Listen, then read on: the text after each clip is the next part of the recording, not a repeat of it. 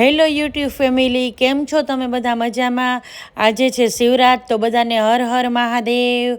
આજે શિવરાતની બધાને શુભકામના. આજે જો મહાદેવનો દિવસ, એટલે આજે તો પૂજાય બહુ હોય વધારે. તો જો અમારા ઘરે છે આજે પંચામૃતથી અને શેરડીના રસથી મહાદેવની પૂજાપો બધો લઈ લીધો છે. અને જો ઘરના કામકાજ પતી ગયા હતા, પછી પૂજાનો વારો. હવે જો ગુડુ બધામાં ગંગાજી છાંટે છે. અમારા ઘરે આ રીતે ગંગાજી છાંટવાનું છે. અને જો ભોલી પૂજા કરે છે તો પહેલાં પંચામૃતથી ભગવાનને નવડાવે છે. અને અમારા ઘરે આ રીતે શિવલિંગ છે. આ તમે મારા મંદિરમાં પહેલાં પણ જોઈ હશે. તો જો પહેલાં પંચામૃતમાં, અને પંચામૃતમાં શું શું હોય તો આપણને બધાને આઈડિયા છે જ. હવે આ છે શેરડીનો રસ. અમારે શેરડીના રસથી નહીં પણ પૂજા દર વર્ષે કરીએ જ છીએ. પંચામૃતથી કરીએ છીએ, નાળિયેરના પાણીથી નહીં કરીએ છીએ. પણ આ વખત મારે નાળિયેરનું પાણી લઈ આવવાનું નહોતું અને અત્યારમાં કોઈ મળ્યા નહીં, એટલા માટે. હવે જો મહાદેવને સરસ મજાની પૂજા થાય છે, નવડાવાય છે. મહાદેવને સરસ એકદમ ફૂલથી ચોખ્ખા કર્યા છે, એટલે કે આ રીતે સાફ સફાઈ કરી છે. અને દર વર્ષે જો અમે આ રીતે બરફના શિવલિંગ બનાવીએ છીએ. એટલે વાસણ એ રીતના મૂકી દઈએ ફ્રીઝરમાં, એટલે બરફના શિવલિંગ થઈ જાય છે. અને જો શિવ ભગવાનને, મહાદેવને ચંદનથી ચાંદલોને એવું કર્યું છે. અને જો આ શિવલિંગ બનાવી છે ને અમે તો ઘણા વર્ષો થઈ ગયા છે.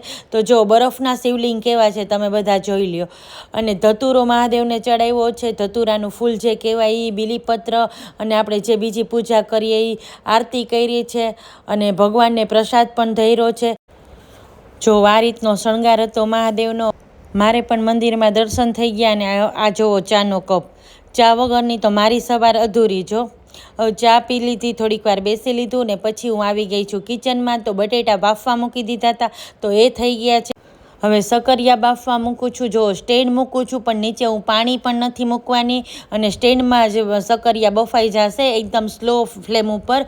અને સકરિયા એકદમ કૂણા છે, એટલે બફાતા પણ વાર નહીં લાગે. હવે જો બટેટા કાઢી લીધા છે, અને ઠરે એટલે એની છાલ ઉતારી લેવાની છે. અને આ બટેટાનો ઉપયોગ કરવાની છું સાબુદાણાના વડા કરવામાં. અને આપણે રાજગરાના લોટની પૂરી કરીએ ને, એમાં પણ હું બટેટું નાખવાની છું, એટલે પૂરી સરસ કૂણી થાય. અને બીજા બટેટાનું શાક હું અલગથી કરવાની છું. સાબુદાણાના વડા માટે જો માંડવીના દાણા પીસી લીધા છે. સાબુદાણા રાત્રે પલાળી દીધા, એ પણ સોફ્ટ થઈ ગયા છે.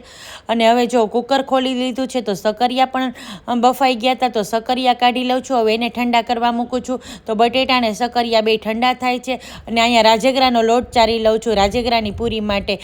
હવે એમાં પહેલાં નાખ્યું છે મેં થોડો એવો મરી પાવડર ખલાસ થઈ ગયો હતો, એટલે મરીને થોડા એવા ખાંડણીમાં ખાંડી નાખ્યા છે ને વાટી લીધા છે. થોડું મોણ નાખ્યું છે, મીઠું નાખ્યું છે સ્વાદ પ્રમાણે, અને બટેટું ખમણીને નાખું છું. બટેટું નાખીએ ને એટલે એકદમ પૂરી સોફ્ટ એવી થાય છે.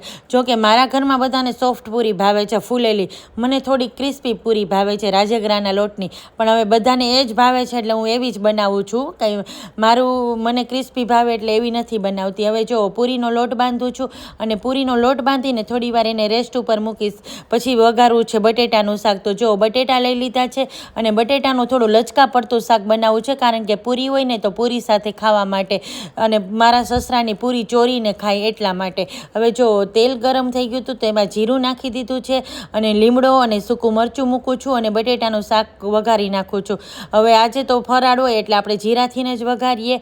બટેટાનું શાકનો વઘાર થાય છે, અને એમાં બધા બેઝિક મસાલા કરી લઉં છું. આજે મસાલા પણ મસાલિયું નથી લીધું, ડાયરેક્ટ બરણીમાંથી મસાલા લીધા છે, કારણ કે ચોખ્ખું થોડુંક આપણે આ ભગવાનનો થાળ ને એ બધું હોય એટલા માટે. આમ તો મસાલિયું બી ચોખ્ખું હોય, તો પણ આ મેં અલગથી લીધા છે બધી બરણીઓમાંથી જ. હવે થોડો એવો માંડવીના દાણાનો ભૂકો નાખી દીધો, તો 2 ચમચી જેટલો. અને આમાં હું ગળાશ નથી નાખતી, કારણ કે બટેટાના થોડા મીઠા એવા જ હોય છે એટલા માટે. હવે બટેટાના શાકમાં વિસલ વાગે છે ત્યાં જો હું પૂરી વણવા માંડી છું. પૂરી જો હું માંડી દીધી છે ને પૂરી કરું છું, ત્યાં સુધી મેં ગુડુને પણ કીધું કે તું બાજુમાં થોડા સાબુદાણાના વડાની તૈયારી કર બેટા. આજે સન્ડે હોય એટલે એને થોડું શાંતિ હોય, ક્લાસીસને એવું ન હોય, નહીંતર એના બી ક્લાસ હોય ઓનલાઈન એ પણ. એટલે આજે એ બી ફ્રી હતી, એટલે એને જો સાબુદાણાની તૈયારી કરી નાખી છે બાજુમાં, અને હું પૂરી ઉતારું છું. અને આજે શિવરાતનો અમારા ઘરમાં બધાને ઉપવાસ છે. આજે કોણ શિવરાતનો ફાસ્ટ કર્યો છે ચાલો મને કોમેન્ટમાં કહે. હવે જો ગુડુ સાબુદાણાના વડાની પ્રિપરેશન કરે છે. તો સાબુદાણા પલાળેલા લઈ લીધા છે, એમાં બધા ઠંડા બટેટા થઈ ગયા હતા એ નાખી દીધા છે, માંડવીના દાણાનો ભૂકો નાખી દીધો છે, આદુ મરચાંની પેસ્ટ અને બધા બેઝિક મસાલા અને ખટાશ નાખી છે, કોથમરી નાખી છે. અને ગળાશ મેં નાખી નથી, કારણ કે બટેટામાં છે ને, જ્યાં હું બટેટાનો ઉપયોગ કરું ને ત્યાં હું ગળાશ નથી નાખતી, કારણ કે બટેટા અમે થોડા એવા ગળાશ પડતા જ હોય છે, એટલા માટે. નાખવું હોય તો નાખી શકાય, પણ મેં નથી નાખ્યું. હવે જો આ તફકીર પાવડર નાખ્યો છે 3 ચમચી, કારણ કે થોડું બાઇન્ડિંગ માટે જોઈ એટલા માટે. હવે ગુડુ જો વડા વારવા માંડી છે, અને સાબુદાણાના વડાની ટોટલી પ્રિપરેશન ગુડુએ એકલાએ જ કરી છે. હવે જો એને બધો મસાલો કરી લીધો, અને આ રીતે જો એને બધી ટીકીની જેમ તૈયાર કરી લીધા છે વડા. હવે વડા તૈયાર થઈ ગયા છે, અને હું જો એ પણ તળવા માંડી છું. હવે વડા તળાઈ જાય એટલે હવે પછી ભગવાનનો થાર પણ ટાઈમસર કરવાનો હોય, એટલે ફટાફટી થોડું એમ છે કે થઈ જાય તો ટાઈમસર સારું. હવે જો બીજી બાજુ વડા તળાય છે, સકરિયાનો શીરો બાકી હતો તો વડાઈ તરાય છે ને મેં કીધું લાવો શીરો પણ કરતી થાવ.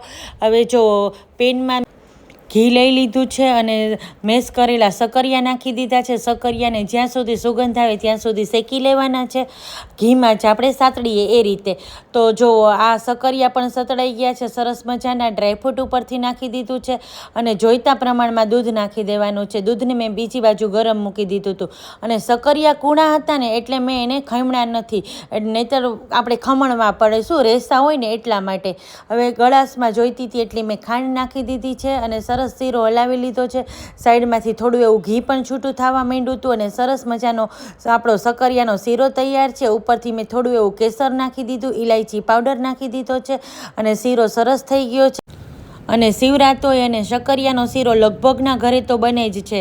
હવે જો આપણે થાળ ધરવો છે તો એ કાઢી લઈએ, તો હજી બધું ગરમ છે, પણ થાળમાં કાઢી લઈએ પહેલાં તો ઠરતું થાય. તો સકરિયાનો શીરો લઈ લીધો છે, બટેટાનું લચકા પડતું શાક છે, ભગવાનને દહીં ધર્યું છે, વડા છે, ઘરની બનાવેલી ચટણી છે, સેલાડ છે. અને હા, એક હું તમને કહું કે વેફર અને ચેવડો બંને હતા, પણ હું ભગવાનના થાળમાં ધરવાનું મૂકતા ભૂલી ગઈ છું. હવે જો ગુડુ થાળ ધરાવવા ગઈ છે, ભગવાનને મહાદેવને થાળ ધર્યો છે, અને પછી બધા જમવા બેસી ગયા છે.